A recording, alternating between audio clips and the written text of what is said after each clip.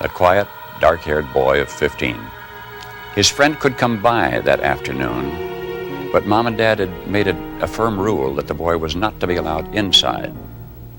He was, as they said in those days, from the wrong side of the tracks. They had explained, well, some folks called him white trash.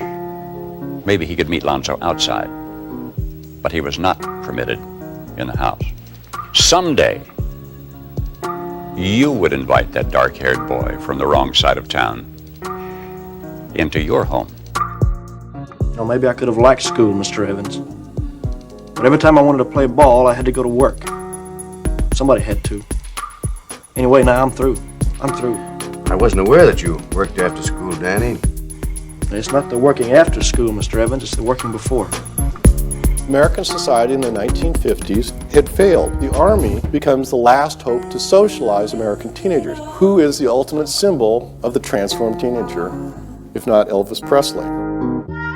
He had the unique distinction of being condemned by both communists and conservative.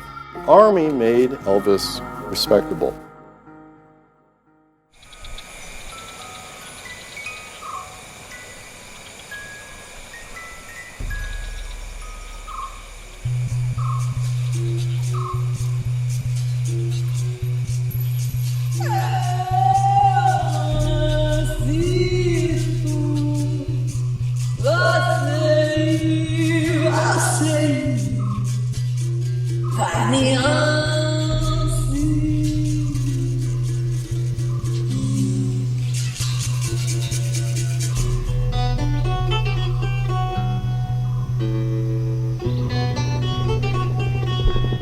The Army and Presley's management team were determined to sell Presley. The Army planned for what it called Operation Elvis with the thoroughness it would have done for a military campaign. Are you satisfied with the image you've established? Well, the image is one thing, and a human being is another, you know. Mr. Presley, what is your opinion of war protesters? And would you today refuse to be drafted?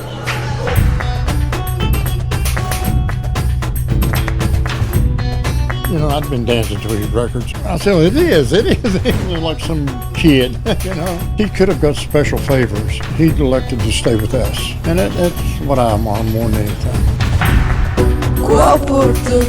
I've experienced the wealthy side of life, not having anything, but not knowing what it's like to have anything.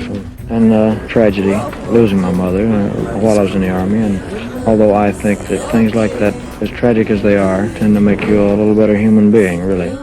When he was a teenager in Tupelo, he was sitting on his steps in front of his house eating his ice cream. And this black kid comes by. Oh, ice cream. Man, I wish I could afford ice cream cone. And Elvis said, shoot, eat some of mine. Now, I'm talking 1940s. It's not cool then in Mississippi. And he let this black kid share some of his ice cream.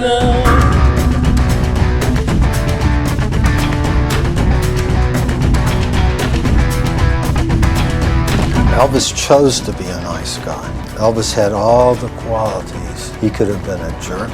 He was strong. He had the worst temper I've ever seen in a human being, but he chose to be a nice guy 99% of the time. You didn't want to be around him that other percentage point. I think we're in a very dangerous time, and Elvis would probably go to the president, like he did with Nixon, put his foot down and say, what's going on?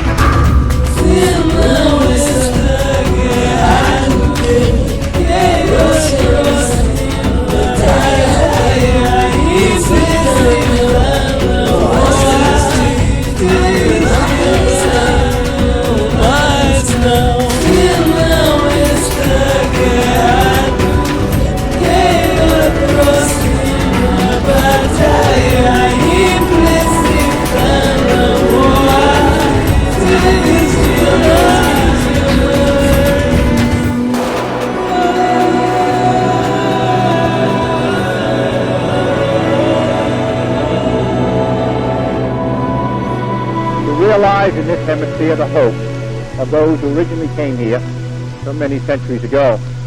So, Mr. President, we look to the future.